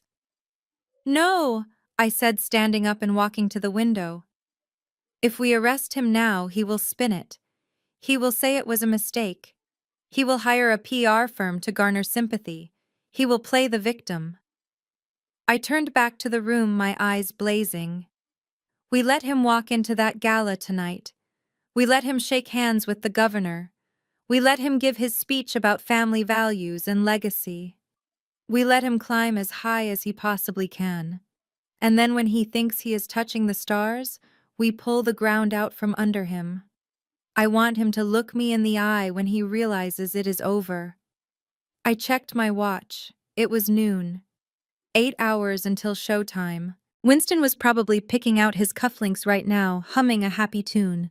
He was probably thinking about how smart he was, how he had outmaneuvered the bank, how he had saved his dynasty.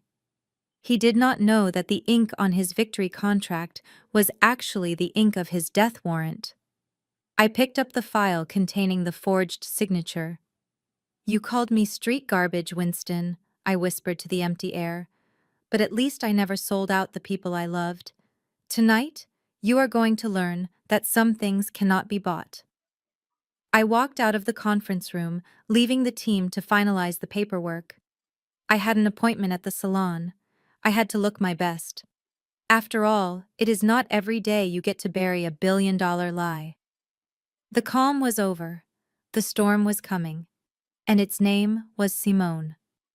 The grand ballroom of the Ritz-Carlton Atlanta was a sea of black tuxedos and glittering diamonds. It was the kind of room where the air smelled of expensive perfume and old money. A live jazz band played softly in the corner, providing a sophisticated soundtrack to the lies being whispered over glasses of champagne. At the center of it all stood Winston St. James. He looked like a king holding court. He was shaking hands, laughing too loudly, and slapping the backs of men he secretly despised. To the outside observer, he was a titan of industry celebrating a massive merger. But I was watching from the shadows of the tinted limousine window, and I could see the truth. I saw the sweat beading on his forehead. I saw the way his eyes darted nervously toward the entrance every few seconds, checking his watch. He was terrified. He was waiting for the Atlas Fund delegation to arrive and sign the check that would save his life. Beside him, Vivian was preening like a peacock in a silver gown that was tight enough to cut off her circulation. She was showing off her diamond necklace to the mayor's wife, oblivious to the fact that the necklace was likely bought with stolen company funds. And there was Chloe standing next to Darius, wearing the white cream dress she had bought at the boutique. She looked pale. Every time someone approached her, she flinched as if she expected to be arrested.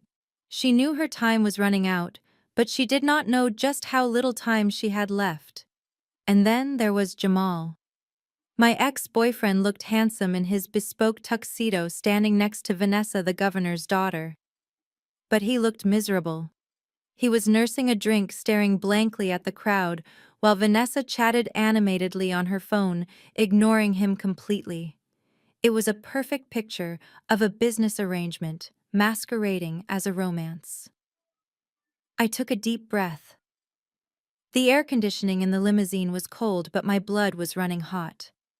I looked down at my hands. They were steady, no shaking, no fear. I touched the ruby earrings I had bought 2 days ago.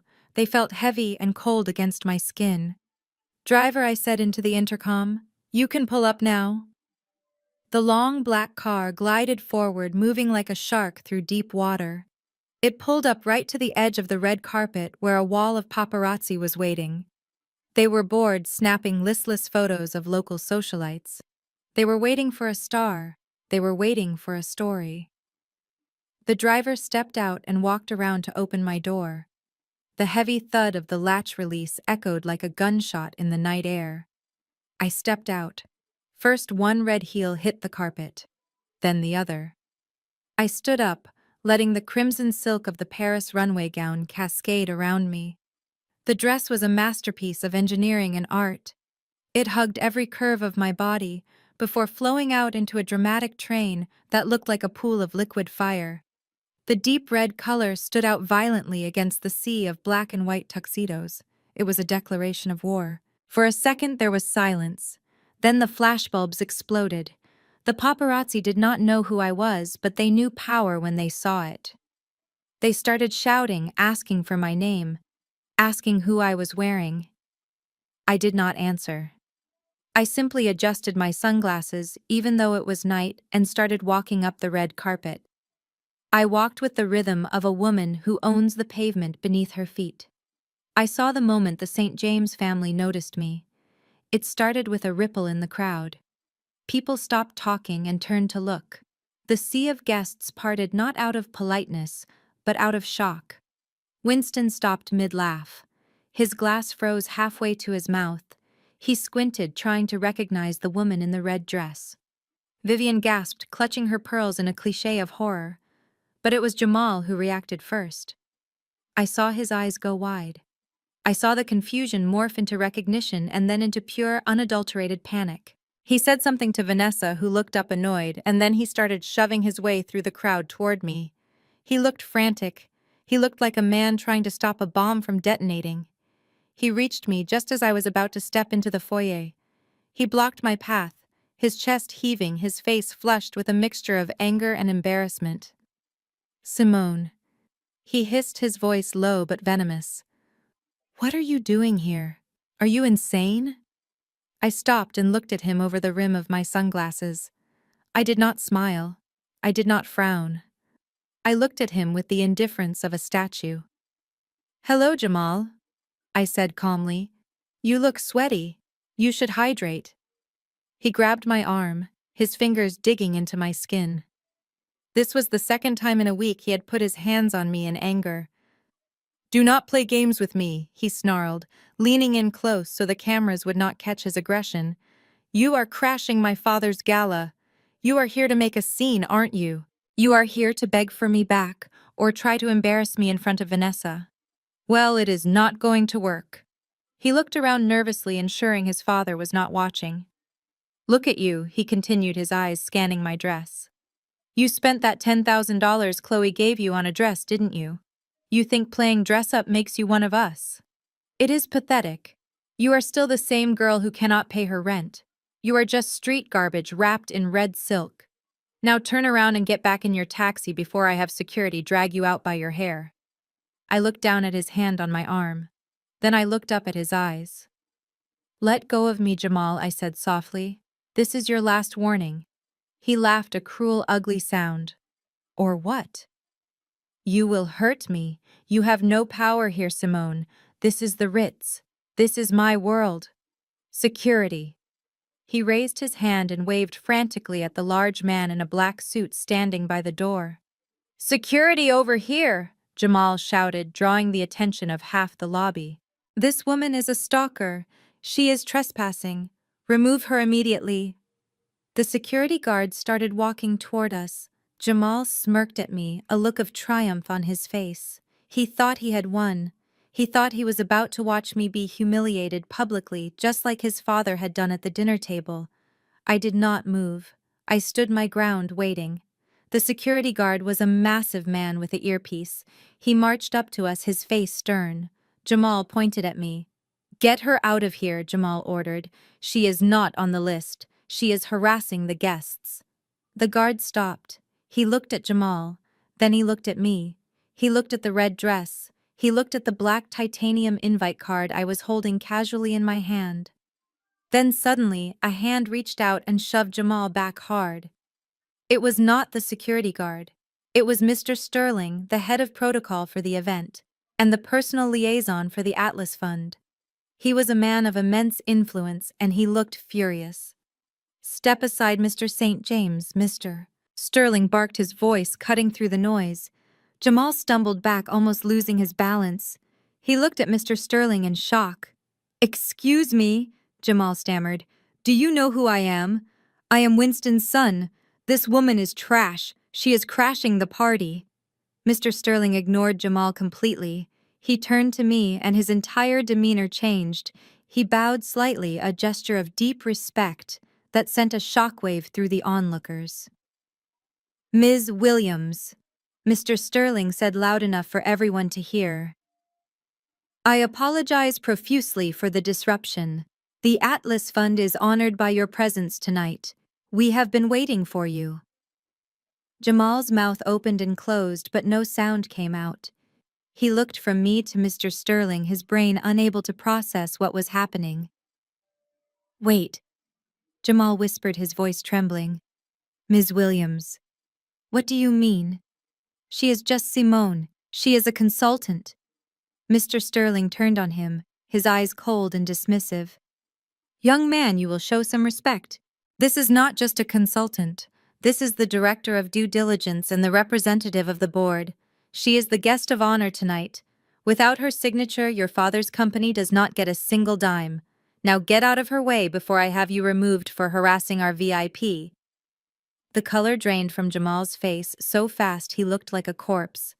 He stared at me with horror. The realization hit him like a physical blow. The woman he had called garbage, the woman he had discarded, was the one holding the keys to his kingdom. I adjusted my shawl and took a step forward, forcing Jamal to scramble out of my path. I stopped right next to him, close enough to smell the fear on him. "I told you, Jamal," I whispered, my voice ice cold. "I am not here to crash the party. I am here to end it." I walked past him, leaving him shaking in the foyer, and stepped into the ballroom where Winston St. James was waiting for his savior, unaware that his executioner had just arrived. The heavy double doors of the private boardroom clicked shut, sealing us inside a bubble of silence that felt like a vacuum. Outside in the ballroom, the orchestra was playing a waltz, and champagne corks were popping, but inside this room the air was stale and thick with tension. It was the kind of silence that precedes an execution. The room was dimly lit by a modern crystal chandelier that cast long shadows across the polished granite table. On one side sat the St. James clan. Winston was pacing back and forth, his patent leather shoes squeaking aggressively on the plush carpet.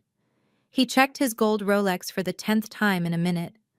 Beside him, Darius and Chloe sat huddled together like frightened children waiting for the principal. Chloe was chewing on her thumbnail, ruining her expensive manicure, her eyes darting toward the door every time a waiter passed by outside. Jamal was slumped in his chair, staring at a glass of water, his face a mask of misery. He knew I was in the building, but he clearly had not told his father. He was too cowardly to deliver the bad news, hoping that maybe I would just disappear, or that security had actually thrown me out. Winston slammed his hand down on the back of an empty leather chair, making Chloe jump.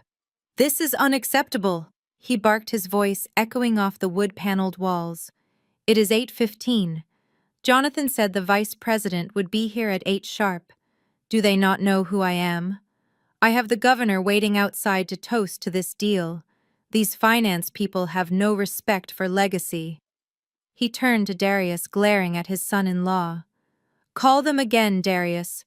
Tell them if they are not here in 2 minutes, I am walking out. There are plenty of other funds begging to lend me money. Darius fumbled for his phone, his hands shaking. Dad, I tried. It goes straight to voicemail. Maybe there is traffic. Traffic? Winston scoffed. They should have taken a helicopter. This is a $200 million deal. You do not keep Winston St. James waiting in a back room like a common supplicant. I stood on the other side of the frosted glass doors listening to his bluster. It was pathetic. He was bluffing even to his own family, trying to maintain the illusion of control when he had none. I looked at the team standing behind me. 5 of the sharpest legal minds and forensic accountants in Atlanta. They were dressed in charcoal suits, holding briefcases that contained the autopsy of the St. James Empire. They looked like undertakers. Are you ready, Ms. Williams? The lead attorney asked quietly. I smoothed the silk of my red dress. I took a deep breath, inhaling the scent of victory. Let us go inside, I said. The patient is ready to be operated on. I pushed the doors open with both hands. They swung wide, revealing the tableau of the St. James family. The sudden movement made everyone in the room freeze. Winston spun around, a charming smile already plastered on his face, expecting to see an old white man in a suit. Instead, he saw me. The smile slid off his face like sludge. For a moment, he just stared, blinking rapidly, as if his brain was refusing to process the visual data. He looked at the red dress. He looked at the diamonds. He looked at the 5 grim-faced men standing behind me like a phalanx. Then the confusion turned to rage. You! Winston roared. He took a step forward, his face turning a dangerous shade of crimson that matched my gown. How the hell did you get in here? Security. Where is security? He looked past me at the lawyers, assuming they were the Ritz-Carlton security team. You there, get this woman out of here immediately. She is a stalker. She is harassing my family. I want her arrested. Do you hear me? Arrest her. I did not say a word. I simply walked into the room, my heels sinking silently into the expensive carpet. I signaled to my team. Without speaking a word, they moved with military precision. They walked past Winston, ignoring his shouting, and began setting up at the empty side of the table. They opened their briefcases, pulling out thick binders, stacks of documents, and a portable projector. Winston stopped shouting. He looked at the lawyers, confused by their behavior. What are you doing? He demanded. Why are you putting papers on the table? Who are you people? He turned back to me, his eyes narrowing. Simone, is this your doing? Did you hire actors? Is this some kind of sick joke to embarrass me? You hired a bunch of extras to pretend to be businessmen. He laughed, a harsh, barking sound that held no humor. This is sad even for you. You think this intimidates me. You are nothing but a desperate little girl playing dress-up. Now get out before I lose my temper. I ignored him completely. I walked to the head of the table, the seat reserved for the highest-ranking person in the room. The seat Winston had been eyeing for himself. I pulled the heavy leather chair back. Winston stepped in front of me, blocking my path. Oh, no, you do not, he sneered. That seat is for the director of the Atlas Fund.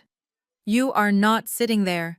You are fit to serve coffee, maybe, but you do not sit at the table. Jamal finally spoke up, his voice cracking. Dad, just stop, please. Shut up, Jamal, Winston snapped, not looking at his son. I am handling this. He turned back to me, leaning down so his face was inches from mine. I could smell the scotch on his breath.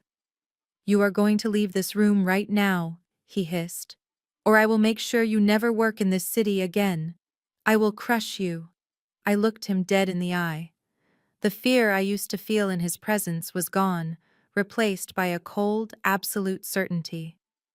Are you done, Winston? I asked softly. He blinked, surprised by my tone. Excuse me, he sputtered. I said, are you done throwing your tantrum? Because we have business to discuss and you are wasting my billable hours. I stepped around him, moving with a fluidity that left him flat-footed. I sat down in the head chair. I crossed my legs, the red silk of my dress flowing over the armrest. I rested my elbows on the granite table and interlaced my fingers. The room fell deathly silent. Chloe was staring at me with horror, realizing exactly what was happening. Darius looked like he was about to vomit. Jamal had put his head in his hands. Only Winston was still in denial. "Get up!" he shouted, pointing a trembling finger at me. "Get out of that chair! Who do you think you are?" I reached into my clutch. I moved slowly, deliberately. I pulled out a small rectangular card made of heavy ivory cardstock with gold embossed lettering. I slid it across the polished granite table. It spun perfectly, coming to a stop right in front of Winston. He looked down at it. He did not want to read it. He wanted to tear it up. But curiosity is a powerful force. He picked it up. As he read the words, his face went slack. The blood drained from his cheeks, leaving them gray and ashen. His mouth opened, but no sound came out. Read it out loud. "Winston," I commanded, my voice echoing in the silent room. He did not speak. He just stared at the card, his hands starting to shake uncontrollably. I leaned forward, my eyes locking onto his. "Since you seem to have lost your voice, allow me to introduce myself properly."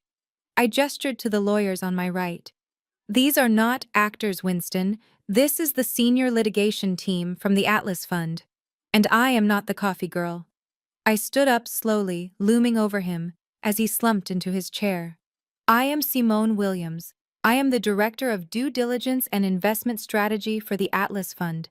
I am the Vice President you have been waiting for. I am the one who reviewed your loan application.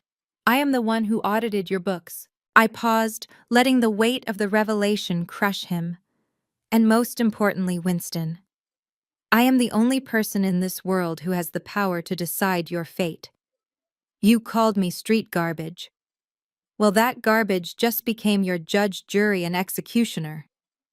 Winston dropped the card. It fluttered to the table, landing face up. "Director Simone Williams."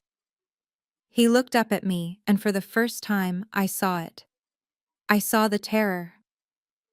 He realized that the monster he feared was not the bank. It was me.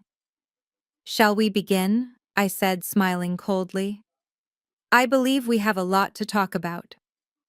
Starting with your dead wife's signature." The sound of Jamal's crystal water glass hitting the granite table was the only noise in the room.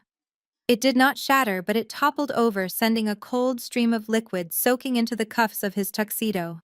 He did not move to clean it up. He just stared at the business card lying in front of his father, his mouth hanging open in a silent scream of disbelief. Winston St.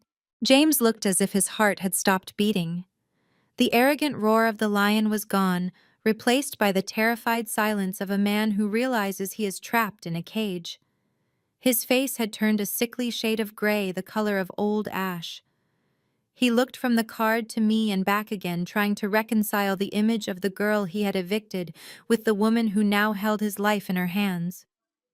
I did not give them time to recover. I did not give them time to beg. I nodded to David, my lead forensic accountant.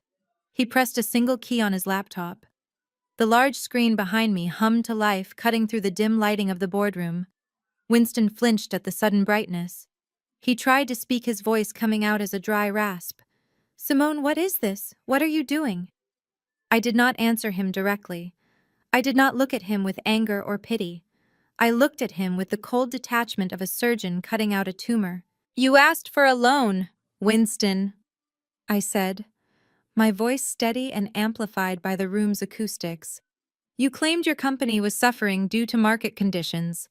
You claimed inflation and supply chain issues were bleeding you dry. But numbers do not lie. And neither do I." I pointed to the screen. The projection showed a complex web of bank transfers.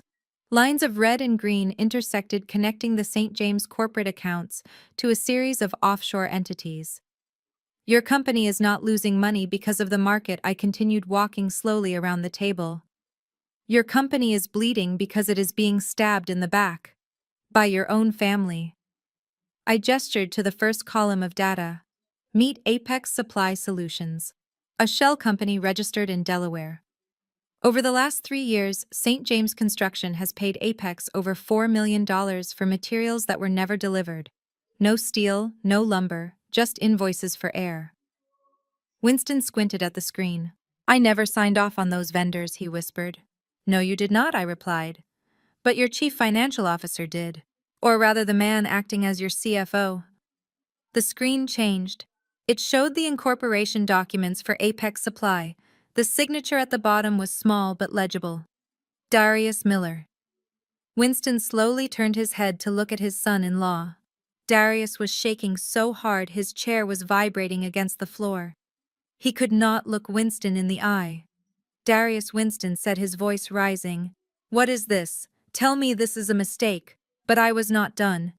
Darius is not smart enough to do this alone, I said, cutting in.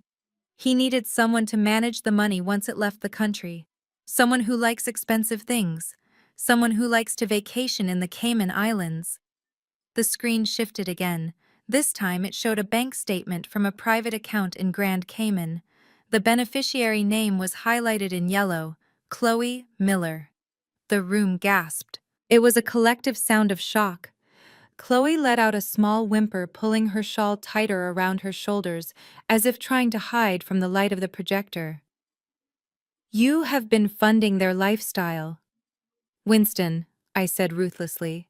That Porsche Darius drives. Your money. Those vacations to Tuscany. Your money. That dress Chloe is wearing right now. Your money. They stole $4 million from you while you were busy blaming the economy. Winston stood up. He moved clumsily, knocking his chair backward. He looked at Chloe with a mixture of heartbreak and fury. Is this true? He roared. Chloe, answer me. Chloe started to cry. It was not a cry of remorse. It was the ugly cry of someone who got caught.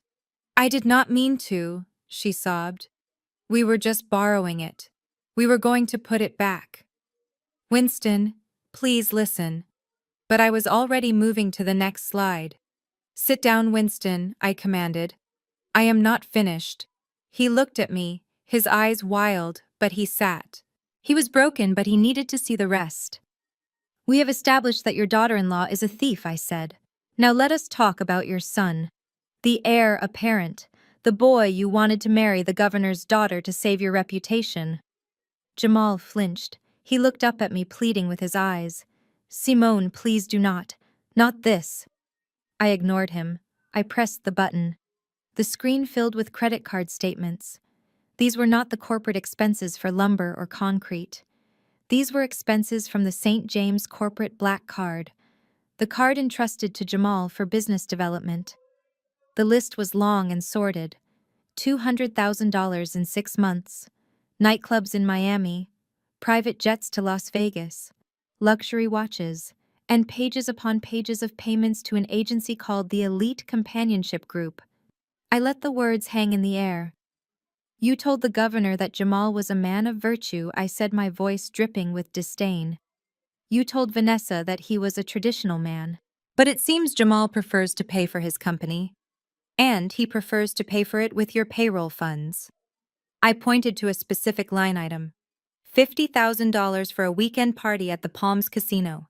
The same weekend you laid off 15 workers because you said you could not afford their wages. Winston looked at Jamal. His face was no longer red. It was white. He looked like he was going to vomit. Jamal, Winston whispered, Tell me these are client entertainment expenses. Tell me this was for business. Jamal opened his mouth, but no words came out. He looked at Vanessa's empty chair, then at his father, then at the floor. The shame was absolute. He stole from you, Winston, I said, driving the final nail into the coffin. He stole from the workers. He stole from the legacy you care so much about. And he did it all while judging me for shopping at a discount store. The silence in the room was shattered by a screech. You liar. Chloe stood up, her face twisted into a mask of pure hatred. She pointed a manicured finger at me, her eyes bulging. This is fake. She forged these documents, Winston. She is jealous. She wants to ruin us because Jamal dumped her. None of this is real. You cannot prove any of this. She turned to Winston, grabbing his arm. Do not believe her, Winston. She is a street rat. She made this up on her computer. There is no proof. I watched her flail. It was pathetic. No proof, I repeated calmly. I reached into my pocket and pulled out a small, sleek remote control. I suppose paper trails can be forged, Chloe. You would know all about that. But technology is a little harder to fake. I pressed play. The audio system in the boardroom crackled to life. It was a high-quality recording, crystal clear. The voice that filled the room was unmistakable. It was Chloe's voice. I do not care if the audit is coming, Darius. Just move the money to Cayman. The old man is too busy trying to get a loan to notice. He thinks I am perfect. He will never suspect me. Just do it. Chloe froze. Her hand dropped from Winston's arm. Then another voice played. It was Darius. What about Simone? She is asking questions. And then Chloe's voice again, sneering and cruel. Pay her off. Give her $10,000. She is poor, she will take it. And if she does not, we will just get Winston to crush her. He listens to everything I say. The recording ended. I looked at Chloe. She was trembling, her face pale, her eyes wide with terror. I have the video from the bank too, I said softly. And I have the footage from the coffee shop where you tried to bribe me. I walked over to the table and leaned in close to her. You called me a liar, Chloe. But the only thing lying in this room is you. Lying to your father-in-law, lying to the IRS, and now lying to yourself if you think you are walking out of here a free woman. Winston slowly turned to look at Chloe. The betrayal in his eyes was total. He pulled his arm away from her as if she were contagious. You called me the old man, he whispered. You said I was too stupid to notice. Chloe sobbed, stepping back, shaking her head. No, Winston, it was a joke. I was stressed. Get away from me, Winston shouted, his voice breaking. Get away from me, both of you. He looked around the room at his son, at his daughter-in-law, at the ruin of his family. Then he looked at me, and for the first time in his life, Winston St. James looked at me with fear. What do you want, Simone? He asked, his voice trembling. You have exposed them. You have won.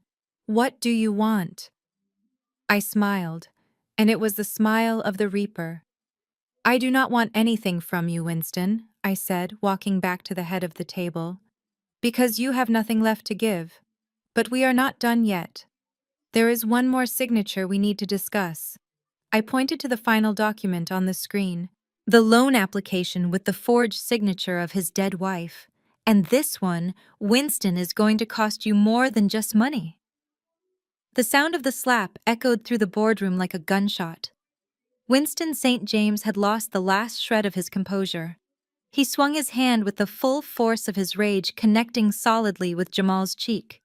My ex-boyfriend stumbled back, his eyes wide with shock, clutching his face as he collided with the mahogany sideboard. But Winston was not done. He turned on Darius, who was trying to sink into his chair and vanish. Winston grabbed him by the lapels of his expensive suit and hauled him to his feet, shaking him like a rag doll. You idiots! Winston screamed, his face turning a terrifying shade of purple. You parasites! I built this company from nothing. I worked 18-hour days for 40 years, and you destroyed it. You gutted my legacy for sports cars and handbags. He shoved Darius away, sending him crashing into Chloe, who let out a sharp cry of pain. I am going to sue you, Winston roared, spitting the words at his own children. I am going to press charges against all of you. You are not my family. You are thieves. He turned back to the table, breathing heavily, his chest heaving. He looked at me, his eyes pleading for understanding. He was trying to pivot, trying to separate himself from the sinking ship. Simone, listen to me, he panted, smoothing his disheveled hair. You see what I am dealing with. I am the victim here. I did not know. You cannot punish the company for the actions of these criminals. I will fire them. I will fire them all right now. Just give me the loan. I can rebuild. I am Winston St. James. I always rebuild. I watched his performance with cold detachment. It was impressive how quickly he turned on his own blood to save his skin. But it was time to end the charade. I slowly stood up and walked around the table until I was standing right next to him. I looked down at the final document on the projector screen. "You are not a victim, Winston," I said, my voice cutting through his hysteria. "You are the architect of this disaster." I pointed to the signature line on the loan application. "You want to blame your children for stealing. Fine. They are thieves. But let us talk about this signature. Eleanor St. James." Winston froze. The color that had returned to his face drained away instantly, leaving him looking like a ghost. "My legal team pulled the death certificate." I continued, my voice hard and unforgiving.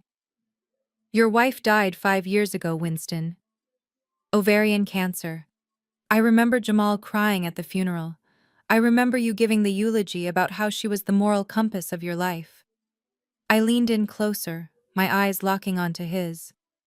"So tell me, Winston, how did a dead woman sign a collateral agreement last Tuesday?" The room fell silent. Even Chloe stopped crying. Jamal looked up from the floor, staring at his father with a new kind of horror. "You forged it," I whispered. But in the quiet room, it sounded like a shout. "You knew the bank would not accept the property as collateral without the CO trustee's signature. So you signed her name. You desecrated her memory to get your hands on more money." Winston opened his mouth to speak, but nothing came out. He looked small. He looked old. "You are not a victim," I repeated. "You are an accomplice. You knew the company was failing. Maybe you did not know about the Cayman accounts, but you knew you were insolvent. And instead of declaring bankruptcy with dignity, you tried to defraud the Atlas Fund. You tried to steal $200 million to cover up your failure." Winston slumped into his chair. He put his head in his hands. "I had to," he croaked, his voice broken. "I could not let it fall. It is my name on the building, Simone. It is all I have." I looked at him, the man who had called me street garbage. I felt no pity. I only felt the cold satisfaction of justice. I walked back to the head of the table. I reached into my purse and pulled out a pen. It was a Mont Blanc, a heavy, expensive instrument of power, the same kind of pen Winston used to sign his checks. I held it up, letting the light catch the black resin barrel. Winston looked up. He saw the pen. A flicker of hope ignited in his eyes. It was pathetic and desperate, but it was there. He thought maybe, just maybe, I was going to show mercy. He thought that because I had loved his son, I might spare the father. "Simone," he whispered, sitting up straighter. "Please. I learned my lesson. I will pay it back. I swear. Just sign the check. Save us." I clicked the cap off the pen. The sound was sharp and final. I lowered the tip toward the document on the table. Winston held his breath. Jamal pulled himself up from the floor, watching with wide eyes. Chloe stopped breathing. For a second, the entire fate of the St. James dynasty hung in the balance of my hand. I hovered the pen over the signature line. "You want me to save you, Winston?" I asked softly. "Yes." He begged, tears streaming down his face. "Yes, please." I looked at him one last time. I smiled. And then I wrapped both hands around the expensive pen. With a sharp, violent snap, I broke the pen in two. Ink exploded onto my hands, staining my fingers like black blood. The sound of the plastic shattering echoed in the silent room like a bone breaking. I threw the broken pieces into the trash can next to me. "Use your own pen, Winston," I said, my voice turning to ice, "because you are not getting a dime from us." Winston let out a sound that was half sob, half scream. But I was not done. The rejection of the loan was just the beginning. The real pain was about to start. I turned to the lead attorney. "Execute the order." The lawyer nodded and typed a command into his laptop. I turned back to the family, who were now huddled together in their terror. "You thought I was just here to deny your loan application," I said, pacing in front of them. "But you forgot one thing about the finance world. Debt is a commodity. And when I saw how much trouble you were in, I made a few calls." I picked up the remote and changed the slide on the screen. It showed a legal transfer document stamped with the seal of the Atlas Fund. St. James Construction owed $50 million to Bank of America, I explained. It was bad debt. Distressed assets. The bank was worried you would default, so they were happy to sell that debt to us for pennies on the dollar. Winston's eyes bulged. No, he gasped. No, you cannot do that. We already did, I replied. As of this morning, the Atlas Fund is your primary creditor. We own your debt, Winston. And since you are in default on your payments, and you have just admitted to fraud, I am exercising our right to accelerate the debt. I slammed my hand down on the table. I want my $50 million, Winston, and I want it now. We do not have it, Winston cried. You know we do not have it. I know, I said coldly. Which brings me to the next phase, asset forfeiture. Suddenly, a cacophony of noise erupted in the room. It was not voices, it was phones. Winston's phone buzzed on the table. Jamal's phone pinged in his pocket. Chloe's phone lit up in her clutch. They all scrambled to check their devices. Chloe screamed first. She dropped her phone as if it burned her. My cards, she shrieked. They are declined. All of them. My credit lines are frozen. Jamal looked at his screen, his face pale. My trust fund. It says zero balance. Access denied. Simone, what did you do? I did not do anything, Jamal. I said calm amidst the chaos. The algorithm did it. Once we filed the lien against your assets, the banking system automatically froze your personal accounts to prevent capital flight. You are broke, Jamal, all of you. Winston stared at his phone, reading the notification from his private banker. His hands were shaking so hard he dropped the device. My house, he whispered. My boat. Gone, I confirmed. We are seizing everything to recoup the debt. The mansion, the cars, the jewelry you are wearing right now. It all belongs to the Atlas Fund. By Monday morning, you will be lucky if you have enough money to buy a bus ticket. You cannot do this, Winston yelled, lunging across the table. I will kill you. I will kill you. My security team stepped forward, blocking him easily. Winston collapsed onto the table, sobbing uncontrollably. The king had fallen. But the night had one final surprise. The doors to the boardroom burst open. The music from the gala outside flooded in for a brief second before being cut off by the presence of 4 men in windbreakers with yellow lettering on the back. FBI. The lead agent walked into the room. He did not look at me. He looked straight at the St. James family. He walked over to Darius and Chloe, who were clinging to each other in the corner. Darius Miller. Chloe Miller, the agent said, his voice devoid of emotion. You are under arrest for wire fraud, money laundering, and embezzlement. He pulled out a pair of handcuffs. Chloe screamed and tried to run behind Winston, but the agent grabbed her arm. She kicked and screamed as he snapped the cuffs on her wrists. I am innocent, she wailed. It was his idea. It was all Darius. Darius looked at her with pure hatred as he was cuffed next to her. The agent then turned to Winston, who was still slumped over the table. Winston St. James, the agent said. We have a warrant for your arrest regarding bank fraud, forgery of legal documents, and conspiracy. Winston looked up. He looked at the agent. Then he looked at me. I stood there, my hands still stained with the ink from the broken pen. I did not look away. Please, he whispered to me. Simone. We are family. I looked at him. I looked at the man who had tried to destroy me. No, Winston, I said softly. We are not family. I am just the auditor, and your account is closed. I turned and walked out of the room, leaving the screams and the sound of handcuffs behind me. I walked back into the gala, where the band was still playing, oblivious to the fact that the St. James Empire had just ceased to exist. The chaos inside the boardroom was a symphony of destruction, and for the first time in my life, I enjoyed every note of it. The air, which had been stifling only moments ago, was now thick with the sounds of justice being served. Chloe was screaming shrill and piercing as the FBI agent tightened the handcuffs around her wrists. She was thrashing against him, her cream dress twisting around her legs, her mascara running down her face in black rivulets. She looked at Darius, who was being led away in silence. His head hung low in defeat. "It was not my fault," she wailed, her voice cracking with hysteria. "I did what I was told. Winston made me do it. Darius made me do it. I am a victim here. Please, you cannot take me to jail. I have a Pilates class tomorrow." The absurdity of her plea made me shake my head. Even in handcuffs, she was deluded, clinging to a life that had already evaporated. Across the table, Winston St. James was crumbling. The titan of Atlanta construction, the man who bullied waitstaff and bribed politicians, was gasping for air. He clutched his chest, his face a mask of pale sweat. It was not a heart attack, I realized.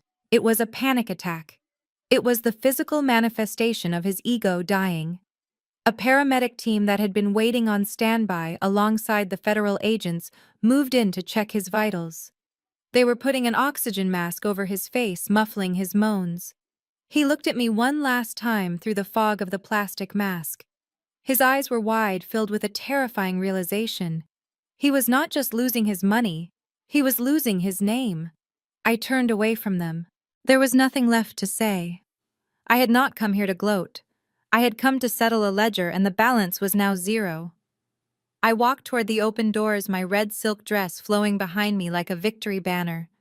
The music from the ballroom was still playing, a cheerful, upbeat jazz number that clashed violently with the scene behind me. "Simone, wait." The voice was desperate, breathless. I did not stop walking. I knew that voice. It was the voice of the man who had sat in silence while I was humiliated. I heard the heavy thud of footsteps running behind me, then the sound of knees hitting the carpet. "Please, Simone, stop." I felt a tug on my dress. Jamal had thrown himself onto the floor, grabbing the hem of my gown with both hands. He was anchoring me, trying to drag me back into his world. I stopped. I did not turn around immediately. I looked down at the red silk pulled taut by his grip. It felt heavy, as if the weight of his cowardice was trying to stain the fabric. I slowly pivoted on my heel. Jamal was on his knees looking up at me. His tuxedo was disheveled, his tie crooked, and his face was wet with tears and sweat. He looked nothing like the prince of the city he pretended to be. He looked like a frightened child. "Simone, please," he begged, his voice trembling. "You cannot leave me like this. You know I love you. You know I never wanted this." I stared at him, my expression unreadable. "You love me," I repeated flatly. "Is that why you let your father throw money at me? Is that why you stole from your own company to pay for women in Vegas?" "That was a mistake," he cried, tightening his grip on my dress. "I was lost, Simone. I was under so much pressure.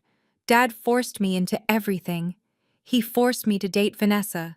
He forced me to spend that money to keep up appearances. I was a victim too. I was manipulated just like you were." He crawled an inch closer, pressing his face against the silk of my dress. "But we can fix this. You have the power now. You can call off the lawyers. You can unfreeze my trust fund. We can start over, baby. Just you and me. I will be better. I swear. I will be the man you deserve. We can run this city together. Think about it, Simone. You and me, the power couple of Atlanta." I looked down at him, feeling a wave of pure disgust wash over me. It was not anger anymore. It was nausea. He actually thought he could charm his way out of this. He thought that because I had once loved him, I was stupid enough to save him. He saw me not as a person, but as a resource. Before, I was a resource for rebellion against his father. Now I was a resource for his survival. I reached down. Jamal's eyes lit up with hope. He thought I was reaching to pull him up to embrace him. Instead, I placed my hand on his wrist. My fingers were cool and firm. I peeled his fingers off my dress one by one. He resisted at first, but my grip was unyielding. I removed his hand from my person as if I were removing a piece of gum that had stuck to my shoe. I held his hand in the air for a second, letting him feel the distance between us, and then I dropped it. It fell limply to his side. I took a step back, creating a chasm between us that no apology could ever bridge. Jamal, I said, my voice low but carrying the weight of a judge's gavel. Do you remember what your father called me at dinner last week? Jamal blinked, confused by the question. Simone, please, that was him, not me. He called me street garbage. I continued, ignoring his interruption. He said I was trash in a borrowed dress. He said I belonged in the gutter. I smoothed the fabric of my gown where his sweaty hands had wrinkled it. You all laughed. You thought it was funny because you thought power was something you were born with. You thought money was a shield that could never be broken. I leaned down slightly, looking deep into his watery eyes. But here is the reality, Jamal.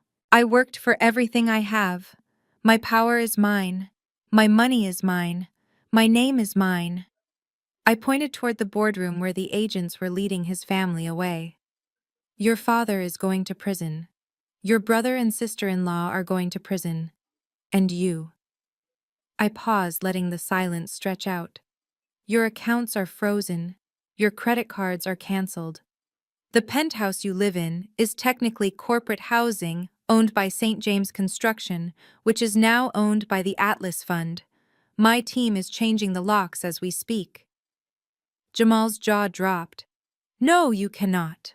Where am I supposed to go? I stood up straight, looking down at him from my full height. I do not know, Jamal. But it is a warm night. I am sure you can find a park bench somewhere.